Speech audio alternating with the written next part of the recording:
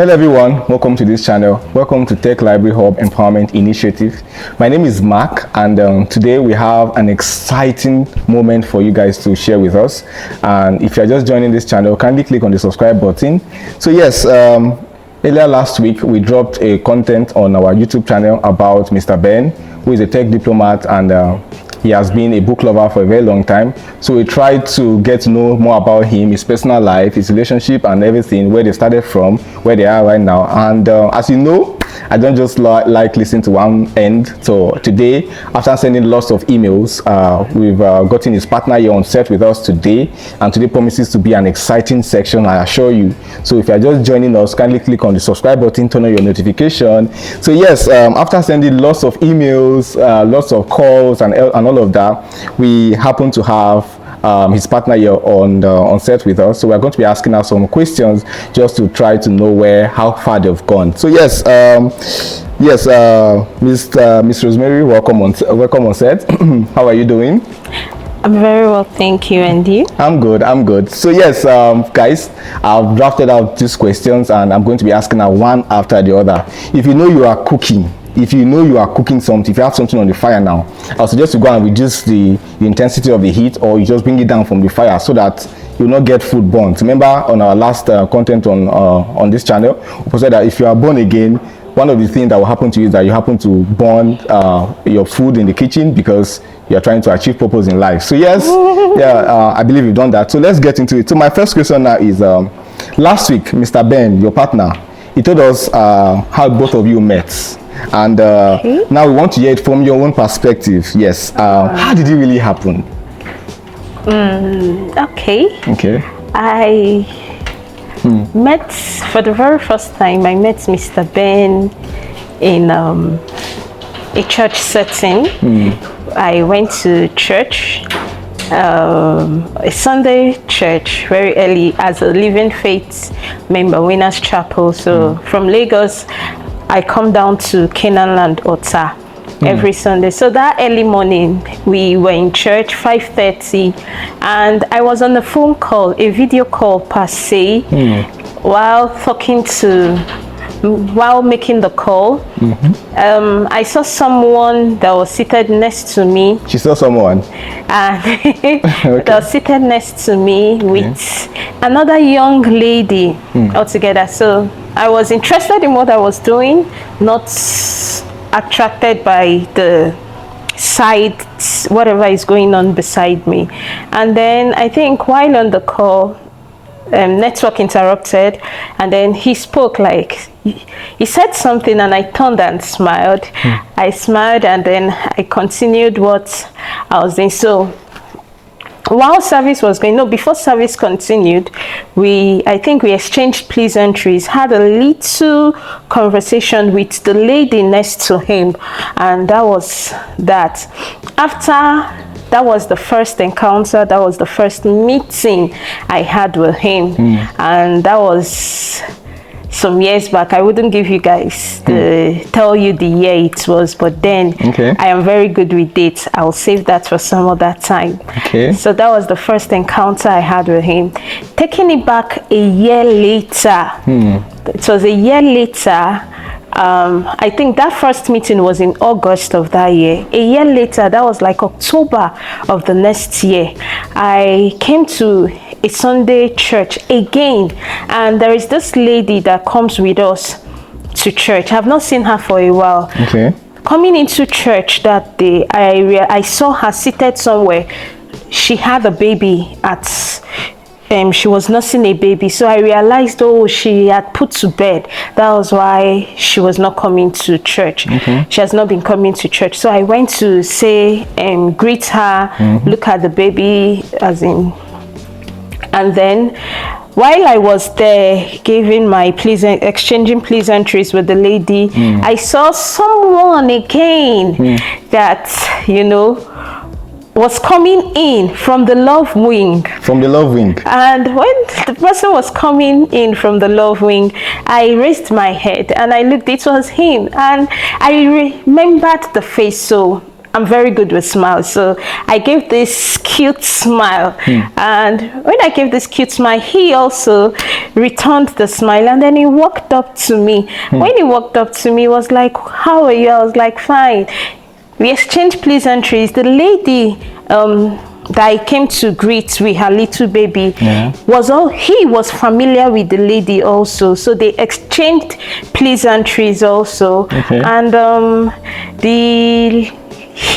when we were done, I was about leaving, and then he said, can I have your contact? And he's a sharpshooter. As a very, should I put it, religious or focused person that I was like, do you need it? Now, I was in a relationship then also. Take notes. And why would I want to give a young man my contact when, you know, I am... A lot of people, a lot of us, let me not say a lot of people, a lot of us, because I'm inclusive, have this mindset that when a young guy asks for your contact, the initial thing that happens is, can we be friends? And from there, let's see where it's going, what and what is in stock. So because I know I was in a relationship, though a distant relationship, the first time we met, I was in a video call with my then boyfriend, as at then. So why do I need to exchange my contact with you when I know I'm not interested in something like that? But then I had this, I don't know what it was. I gave the contact and I gave the contact, and that was it. I think 2 weeks later, no communication, no comment, and then 2 weeks later, he sent a message. The guy you gave your number in church, in Loving. So he waited for 2 weeks. Okay. Are you were waiting for him to reach out? I was not really anticipating. Okay, because you were in a relationship. Because I was in a relationship. You had something going on. Okay. Yes. Okay. And I was not really anticipating. Okay. Like I said, but there was no harm in waiting.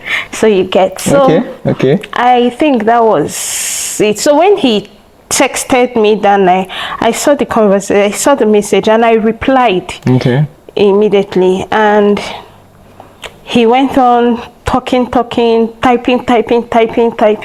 If you know my partner, if you know my baby, you know he's someone that you can write one line and he has given you 50 lines. So he's very good with typing, with messages. So he knows how to hold a conversation. Yes, he knows how to hold a conversation. And me, I am not the texting type. I rather call you. I think you mentioned that in the last video. Okay. I rather call you, spend time on call with you, say what I want to say to you than sitting down typing. Okay. I'm trying to get this. The reason why you prefer calling, is it that you want to ascertain whether the person is AI or the person is real? You want to hear the person's real voice. It's a thing for you, right?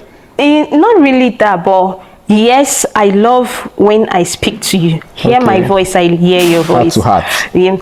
Like there was one thing, I didn't know the effect of this talking until he explained it to me. There was a point in time he had to tell me, when you keep listening to a particular person's voice, you find yourself getting drawn to that person. The voice sinks deep within you, and the longing begins. The longing continues. And you know, all of you always want to hear from that person. And if it is someone you're not in a relationship with, just know that automatically you will find yourself getting drawn to that person. So if, as at then, I didn't know this part of should I use the word a psychological effect of calls to the human mind.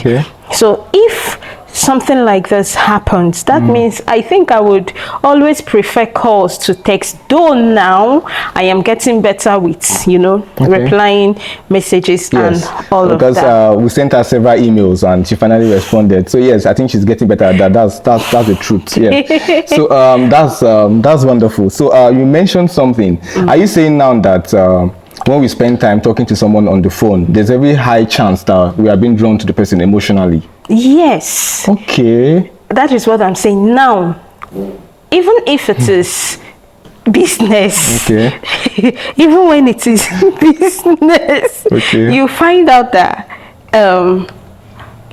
when the way you approach your customers will determine if they will come back. Do you get? So now imagine being in a relationship with someone and the person hears your voice, the person talks to you. There is this soothing. There's this soothing that comes with it. There is this place when you are having a very rough day and you just hear that voice, and there is this calmness that comes within. Not everybody has the ability to do that, but still everybody can do it, depending on who you are with. Do you understand? So that was not what led me to, why I love making calls rather than texting. But I got to realize this after I met him. We got talking, and then he always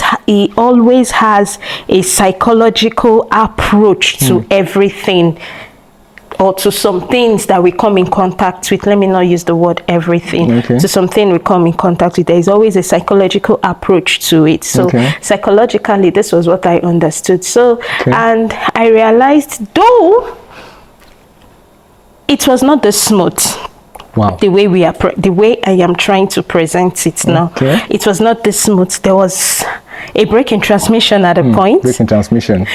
There was a period where we didn't talk for a while because he was always writing, and me, I was probably either I see the message and I ignore, I wouldn't reply, and I think he got fed up. I was like, let me use this word. What's she feeling like? Who does she think she is? You get? And then after a while, I really didn't even put it into consideration until one day, I think I went somewhere and I remembered that I've not heard from him for a while. And I'm like, why? I decided to reach out. Guess what? What? When I reached out, he was like, hello, who is this? Oh my God. And I'm like, wow, he doesn't know you anymore. Okay, this is interesting. Okay, I was no longer in view. Wow. And I was so like, that means they removed your file from the cabin. Okay. But it was stuck somewhere. Okay. It was still somewhere waiting. It was still somewhere. Okay. So he was like, I was like, oh, you don't know me, or you deleted my contact. And he was like, I can see Emerald, but I don't know who Emerald is. He was not like, I think he hung up and then called back again, or I called back again, and then he was like, oh, how are you? I'm like, I'm fine. How are you doing? Fine. We exchanged compliments, and then after that, I think we started talking. So from then till now, it's been... We're still talking. We're still talking. Very good, very good. Okay. There's something we know about Mr. Ben. We know Mr. Ben is a lover of book. So now, before you met him, like, were you also a lover of book? So you've never been like, you just read, like you just... Okay, before I met him, I read, but... School books? Not really school books. School books inclusive, but I'm a lover girl. Okay. So I read more of fiction, all those romance novels. I do, and those things build a lot of fantasies within. So those were the books I was limited to. Okay. And then at the point I just stopped reading. But when I met him and I realized is everything he says, there must be a reference to a book. That was one of the times he used this word at me. How would you go to a church? How would you be attending a church that does book of the month and you are not reading? And you say you don't like reading and you say you don't read. That's not possible. So with that, meeting him brought me to that phase of, reading. Now, I would use this word, being intentional about the person you are with. Because I can be with him, and if I don't read, that means I am not with him. Okay. That means I am not with him. Okay. So, but if you are with your partner, you are with this person, your life would rub off on your partner. Your lifestyle should be able to rub off on your partner, and your partner's lifestyle should be able to rub off on you. Take note of that, guys. Okay. So that is, the both of you are aligning. The both of you are becoming one. Automatically, what you love will become what I would love. What I love would become what you would love. And gradually, that is how two becomes one. Wow.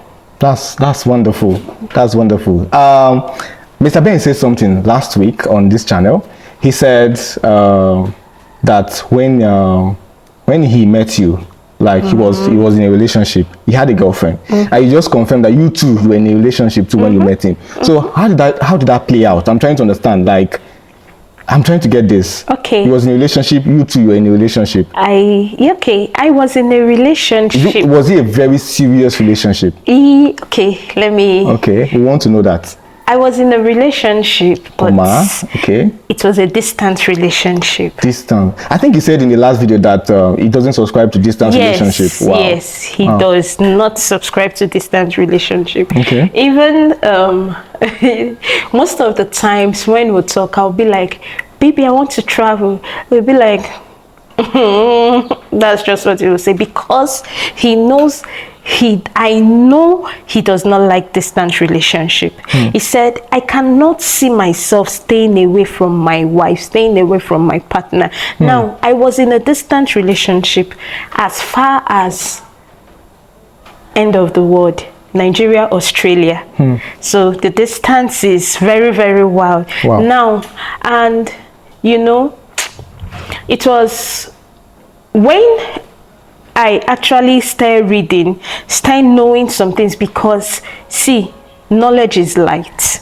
Whether you like it or you like it, knowledge is light. When you are not knowledgeable in some things, you would remain where you are, and you will keep rolling where you are. You're not moving forward, you're not moving backward, you're just at a point. But to you, because that point where you are is okay, is suiting for you, you love it, you will think you are growing.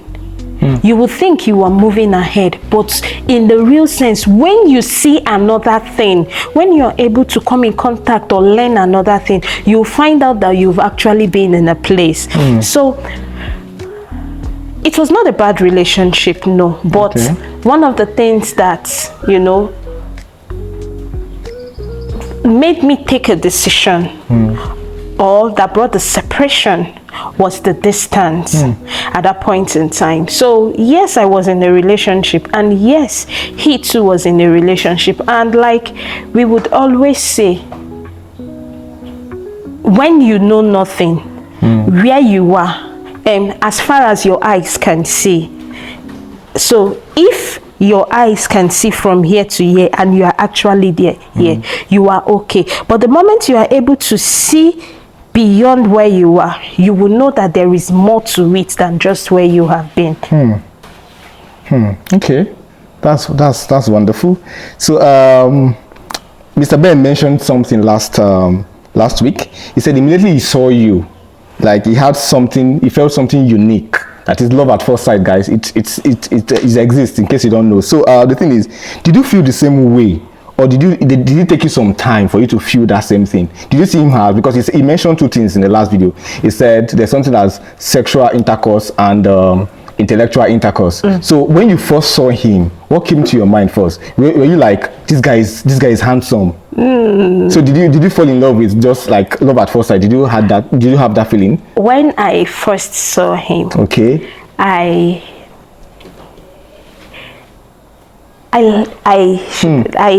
his physique was okay for me. Physique. His courage was okay for me. Okay. And I've always loved taller guys and fair guys. Okay. So he was very okay. Very okay. For me. It was the perfect. First time I saw him. Okay. But then, if he was alone, I would have adjusted some kind of way, but because he was not alone, so every to your tent, all Israel. Then the second time I saw him, from a distance when I saw him, I remembered him while walking him. I can't forget seeing him walking from that door entrance. She cannot forget. And no, seeing him. He was wearing a white shirt to a black trouser. She can still recall oh God, oh yes, God. I can. Wow, okay. He had this is red Bible in his hand. Firebrand. Coming in. Okay. Yeah, and he walked in. I remember, and I was like, this guy is a spectral. That is from the Love Wing. I think I need to attend that church. Maybe I need to start sitting down at Let me give you a gist. Love Wing. And do you know, when we became one, we moved from Love Wing, and guess the wing we moved to? Wait, you guys are no longer staying at that Love Wing position where you now met? They said life is in stages. When you get this one, you go for the next stage to be able to maintain the one you've gotten. So from the Love Wing, we moved to another wing. What's the name of that wing? We want to know what's the name of that wing. Join us in our next podcast. Okay, wow, that's wonderful. So my next question is, he spoke about observing your character for a while, like closely before making decisions. So were you aware of that? And what was your first impression about him? Like, I want to know, like, do you think, aside the fact that, because one thing you mentioned is that you were physically attracted to him. According to what you said, he's a very tall person. That means, are you saying that there's a place for physical attraction? That physical attraction is very important before one will want to commit to someone. Like, you don't have to manage any situation. You have to be physically attracted to somebody before we talk about the intellect and other things. Like, I'm just saying it for those persons out there. Like, are you saying somebody has to be physically attracted? No. There must be an attraction physically. For me, there must be an attraction. Me seeing him for the first time, I have not spoken to him. I don't know what his voice sounds like. I don't know what his financial status is like. I don't know what his intellectual status is like. Okay. The first thing my eyes could behold was the physicality. So I don't even know what his spiritual life is like. But then the first thing I could behold was the physicality I can see. I'm not saying there is no place for any other thing to overshadow. But first of all, when I see someone, your appearance matters to me. Appearance. I can't see, there are people that are not proud of who they are with. Physically. That you see them and they'll be like, you can't find them close range, though they are together. I don't know, there are situations like that. But you find out probably because the person you hear, it does not measure physically to my standard. But maybe financially it measures okay. But for me first, I am attracted to you first of all. When I'm attracted to you first of all, good, intellectually. Now, because I've not spoken, you might have not spoken, I've not spoken to him, I've not stayed with him, the appearance mattered for me first. And I was okay with it. That is what took to the next step of having a conversation. If I am not physically attracted to you, why do I want to sit down and have a conversation with you? That's deep. Now, there is also a place of I might not be physically attracted to you, but sitting down, having a conversation with you could now make me intellectually attracted to you. What? Because of what you have up there. And then little by little, me being intellectually attracted to you can now bring me to that place of loving your person. Okay. Do you see? So there are different, what works for me might not, what's my first sign of attraction might not be your own first point of attraction. So it differs from person to person. Yes, it differs from person to person. Okay. Most times it's, okay, I can be physically attracted to someone, or someone could be physically attracted to someone, and then when you hear the person speak, you find out that nothing is here. Okay. And the person is not ready to learn, and the person is not ready to change. So what would you do? That's true. Wow, that's wonderful. Okay, that's good. Like I said, make sure you have reduced the fire of whatever you are cooking. So let's continue. So my next question now is, your partner, Mr. Ben, mentioned something, and I would like to hear your own view about it. He said, whenever somebody has not discovered purpose and they happen to go into a marriage institution, that there's a very high chance that marriage is going to crash. So can we say now that you've discovered your purpose with him? Wait, did you discover your purpose before meeting him, or you discovered your purpose together with him? Okay, because this is very important, guys. I actually like that question. Being with him made me realize and discover a lot of things that I never believed I am capable of. And one thing about him, I like so much about him, is that he's this positive person all round. He never tends to see negativity, even in human beings. Even when the worst is happening, he would tell you, he would see the positive part in this person and fight for that positivity to show forth and hide the negativity. So with him, I discovered me. And it's not like I am done discovering me. I am still discovering more and more about me. Likewise, I believe he too is discovering more and much more, because... So it's a two-way thing? Yes. Okay. Because now he's a full person. Okay. I am a full person. My person, presenting my person and his person, we are not coming to compete with each other. We are not coming to drag space with each other. There cannot be two captains in a ship. No.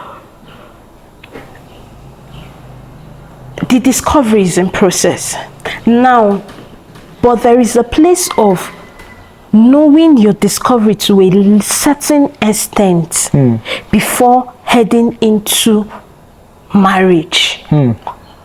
That would help you, because now, okay, imagine that I was married to him, and I don't love reading, and he loves reading very well, and then he reads a book.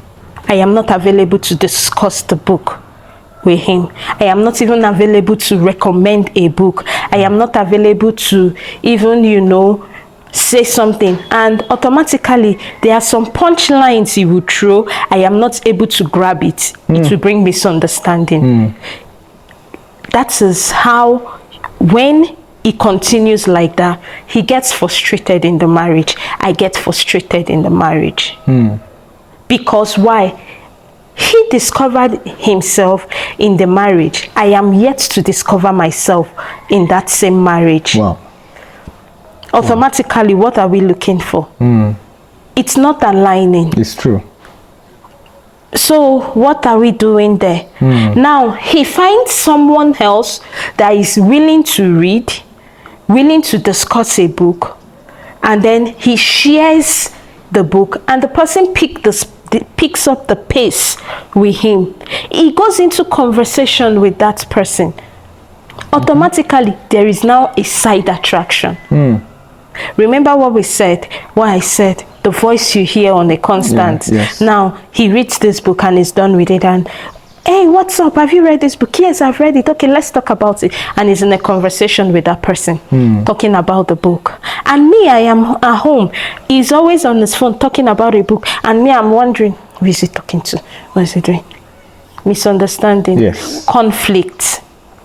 A lot of things start going on. But if before marriage we both discovered ourselves, I know, okay, you like reading, I like reading, we can work together.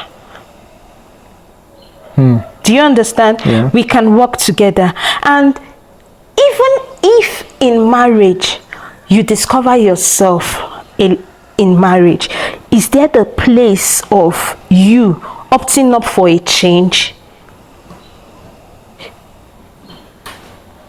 The journey of the journey of marriage is like a straight line. You walk this way and meet me halfway. I walk this way and meet you halfway. Do you get? Yeah. So now, is there the place of we meeting each other halfway in marriage for understanding? For unity. That's deep. So you can discover yourself before marriage. It is easier and better and worthwhile to discover yourself before marriage than to discover yourself in marriage. Before marriage, guys. Okay. Wow, that's nice. Wow, thanks for that wonderful response. Thank you. So now we all know that Mr. Ben is a book lover. So I'm very, very, very sure that he must have recommended some books for you to read. So do you mind, like, is there any particular book he has mentioned that has helped your relationship or help your personal development that you can just list out for them watching this video? Okay. First of all, I would recommend, he recommended, I'm actually doing a book series now. He recommended, though I've done it before, but I'm redoing it again, Rediscovering the Kingdom by Miles Monroe. Okay. And after that, there is this book by Pastor Faith Oyedepo, Effective Minister's Wife. Now, this is why I would also recommend that book for anybody. See, when many of us misunderstand that word minister, we all are all ministers. Yes. You don't have to be a pastor, a prophet, a deacon, a bishop to become a minister. In your home, you are ministering to your wife is ministering to you. As a teacher, you are ministering to the children in school. As a manager, you are ministering to your colleagues at work. As an elder sister and elder brother, you're ministering to your younger ones. You're ministering to your friends. So we are all ministers. You pour into me, I pour into you. That is how life goes. So that book, Effective Minister's Wife, is another very important book. There is this other book. I love this book also by Chimamanda Adichie, Dear Ijawele, Why We Should All Be Feminists, The Subtle Art of Not Giving a Fuck. There are a lot of books. There are quite a number of them. I would also recommend this book, Making It Big by Femi Otedola. I've done that book. We've actually done that. A lot of books, Smart Money Woman. If there is a starting point, please, I would want every one of us to do Rediscovering the Kingdom first by Miles Monroe. It's a book that would help everyone, know more of who you are, why you were created, your purpose in life, your purpose on earth, where you are heading to, life after birth and not life after death. So let's start with that one.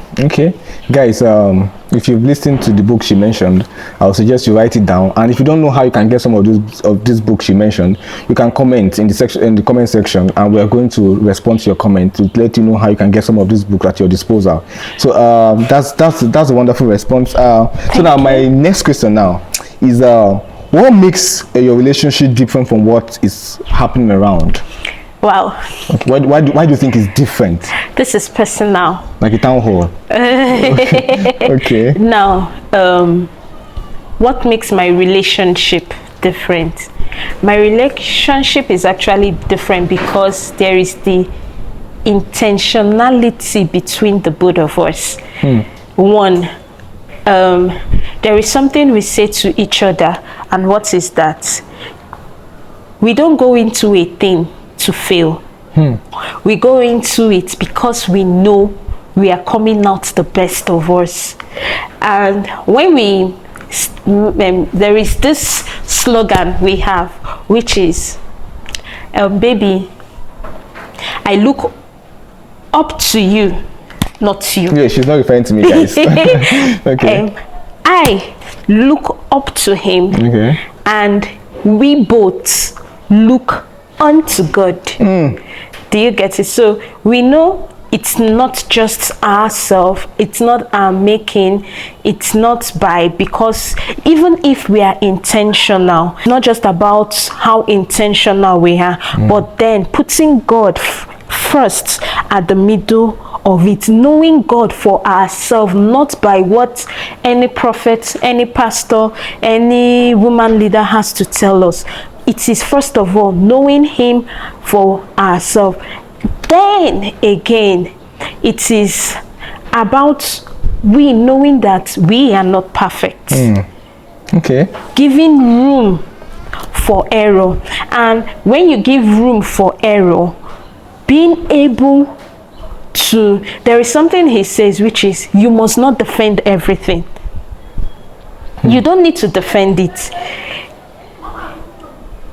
There is always room for mistake, and when it happens, accept that it happened, and we go on from there.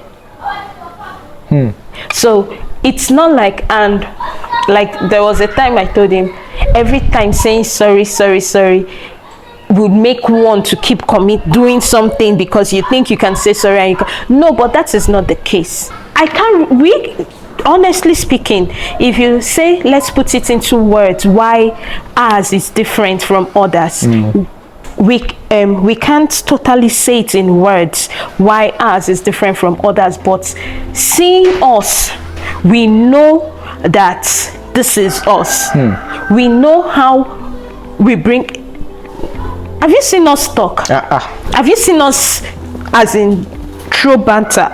No, argue? No. Oh, no. Not like physical argument, or like probably he has this idea about this thing and I have a contradicting maybe from idea. a book that you read, for instance. And then we are, no, it's supposed to be like this. It's supposed to be like this. And then at the end of it, you think like these two people. But that is just where it's ending.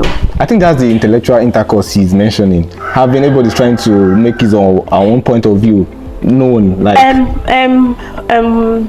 Myron Golden said something. He had a sit down with his daughter, and then they argued about a particular thing. And while they were arguing, the both of them were making a point, but then they had different approaches to that point. But the tail end of it was they were actually saying the same thing. So it is healthy in relationships to have your view, my view. At long last is the both view, they are just like branches coming down to the roots. Okay. Do you understand? So we both know what works for us, but the major thing is the love is there. The love, it's there. It's, to me, I believe it's visible. Yeah. The love is there. Yes, I'm a living witness. Yes, I can see it. The love is there, so that's just it. And we have this understanding of, some people, when you ask them, where is your oga? most of our parents do it. My oga, my madam. Yeah. There is nothing like oga and madam. Now, this might not really be needed, but the names you share, to me, I feel it matters. That word, oga, madam, we don't subscribe to it. Others might subscribe to it, it might work for them, but for us, we are very, very selective of what we call. So you're saying the reference name we use on our partner is very important? It is. Wow. Something outside, inside, you can call it without looking back. Okay, can you give us some of the names you guys like? Between me and it's between them. Okay, yes. Okay. That's nice. So, guys. But let me just give you a tip. But the most evident one is baby. Baby. B-A-B-Y. If you don't know how to spell it, Obim. That's in the Igbo dialect. Okay, that's wonderful. So, I want to make reference to what he said last week. He answered one of our questions, a very tough question, and I asked him what he has to say about men and women that claim that they're in love, but yet they are still cheating with someone outside their marriage or outside their relationship. So my question now is, even though some men have good women and some women have good men in their life and they share the same purpose. So from your own perspective now, why do you think some men still cheat, or why do you think some women still cheat, despite the fact that they have everything they claim to want and they have the same purpose? You said while they have everything they claim to want, but not everything they need. Write it down, guys. Your want differs from your need. Now, why do some men and women cheat in relationship? A lot of people will argue the fact that it is not intentional. They never thought they were going to cheat, or they never believed they were going to cheat. But the truth of it all is, the moment you start giving attention to other things, you find yourself drifting away from who you think you are and what you think you want, or what your purpose is. Now, first of all, I told you we say something to ourselves, which is, I look up to you and we look unto God, because it is not by our making. It is not something we can make boast of and come and say, I cannot cheat on him, or she cannot cheat on me. No, it's not possible. But then you know what you need. You know not what you want, you know what you need.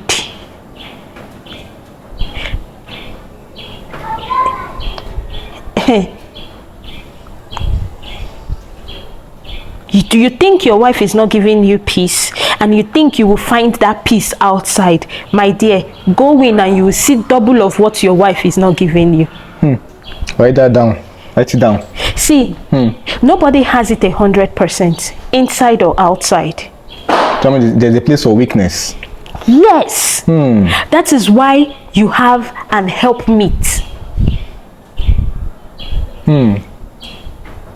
That is why this person is there to stand by you, so that when you're falling like this, the person is wedging you. So that when you're falling backwards, the hand is there for you to lean onto. It's both ways. So you think you are not contented and you want to cheat. It's because you've just given yourself the opportunity to do it. It's because you're living in fantasy. Now, I said something, which is, the moment you start listening to a particular voice, the moment you think what you are not getting here and this person is showing it to you here, the moment you start giving your attention to the things you're not supposed to give your attention to, the moment you now have someone you can confidently tell things and the person provides solutions for you, that you think your wife or your husband can provide those solutions. The major thing is that you are not contented. That is just it for me. You are not contented. You think you want to cheat, and the best thing for you is, see, first of all, I think I'll take it this way. The association you keep matters a lot. The association you keep matters a lot. Now, there are associations of men that speak little or low of their partners. And automatically, when you keep such associations, what do you think will become of you? When they come out to say things that their wives or their partners are doing, you would sit down and you start looking at your wife to know if she has such faults, even if you've not seen one. Am I right? Yeah, I agree with you totally. Even if you've not seen one. But if your associations is the one that speak highly of their woman, even when there is a fault, you tell her a fault to her face and then cover her. And then the woman should also be teachable. There is the place of being teachable and learnable. The man should also be teachable and learnable. The woman should also be teachable and learnable. Teachable is someone should be able to teachable. Learnable is you being able to learn from what you're being taught. That's true. Not just hearing it, but you have to digest it also. That's true. So I feel there is this normal thing, say waiting they find for Sokoto, it inside your Shokoto. Yeah. So there is this be who you see. I don't really know how to put it here, but I think knowledge is power. Knowledge is light. The moment you are able to help yourself with materials that will point you. Femi Otedola said something in his book. He has the money. You mean in making it big? Okay. Yes, he has the money. He has the affluence. He has the influence. He's a fine young man. But then he said he didn't cheat. Not because he didn't want to cheat, but he realized that it would take a lot from him than staying truthful, first to himself, then secondly to his partner. Because when you do that, you find out that you are not paying house rent for one girl. You're not financing trip for another person. You are focused on what you have to do, focused on your children, focused on your family. So if he at such a point can say that, then what is there that we cannot learn? So if you decide you want to cheat, or if you are cheating, it is first of all your decision. Because there is nothing you are needing that you cannot give yourself, that you cannot make your home look like what you want it to be. You are the builder of your home. Wow. Wow, that's nice. Oh, wow, that's a wonderful response. Guys, if you are still with us, kindly click on your notification button, subscribe to this channel. Please It has been a wonderful experience so far with Miss Rosemary. And yes, we have one more question before we call it a wrap from our side. So the thing is, what lessons would you give to young couples that are in relationship that are watching this video today? What lessons would you give to them? Okay. Find yourself. Discover your purpose. Know who you are. Know what your drive is. So that when a partner comes along, you would know if the partner aligned to your purpose, if the partner is aligning to your calling, so that you won't end up not fulfilling yours. Because automatically, once you settle with someone, the both of you purpose becomes one. That is why you have to be with someone that your purpose aligns. His purpose and your purpose are aligning together. So first of all, discover yourself. Secondly, please inculcate the habit of reading. There are materials wide and far. There are good materials out there that you can, learn a lot from. My baby and I, he recommends marriage book, and we do it together. Dating and Waiting by Miles Monroe. We read it together. A lot of marriage books also by Faith Oyedepo. There was what's the name of that? I can't place the name also. There are materials you can feed on.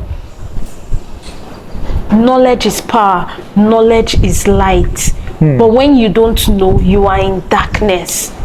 As far as your eyes can see, that is what you would have access to.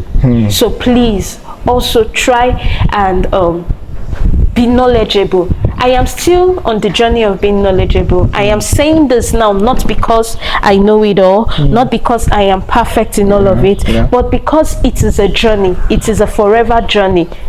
Even whoever you end up settling for today, it's a journey of knowing the person again and again and again and again, because it is a journey. There is no standstill, there is no standpoint in it.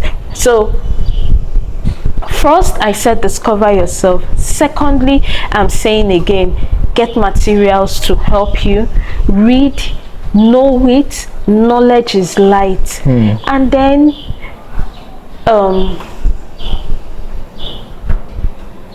be productive.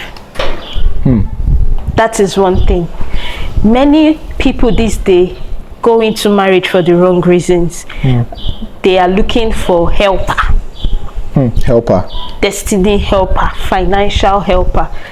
Be your destiny helper first of all. Be your financial helper first of all. Before any man that comes your way is a plus for you. I love that.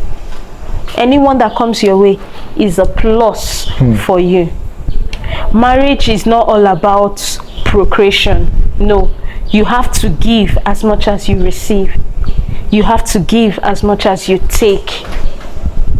So don't be busy, don't be seated one place looking for one thing or the other, or waiting for what is not making sense. See, there are a lot of things you can involve yourself with now that would make you your first dependent. You will depend on nobody but you first of all. And then also know that when your partner comes along, it is not a place for you to now raise your shoulder that you are making your own, you don't need him. It's a lie, yo. It's a lie. Husband, money, sweet. Do you get that? It is interesting. So I think I'll just leave it to these three for now. Wow. Take note of the three wonderful advice she's giving to all singles, because I'm part of it. I'm also looking forward to getting involved. So to all of us watching this wonderful episode, it has been an interesting section, and take note of this. The reason why we are doing this is for us to be able to reflect on our journey so far, our personal lives. We are making use of real life experiences of people that are very resourceful, book lovers, people that they've been exposed to so many things about life. So we're trying to do this so we can learn from it and improve on ourselves and get to that place of trying to achieve our purpose in life. So thank you guys for watching. Thank you, Ms. Rosemary, for joining us. Thank you for sharing your wonderful insight about relationship and your own personal experience. And we'll say a very big thank you. Kindly subscribe and like this video. Share this video to everyone. Please and have a wonderful day, guys. Bye.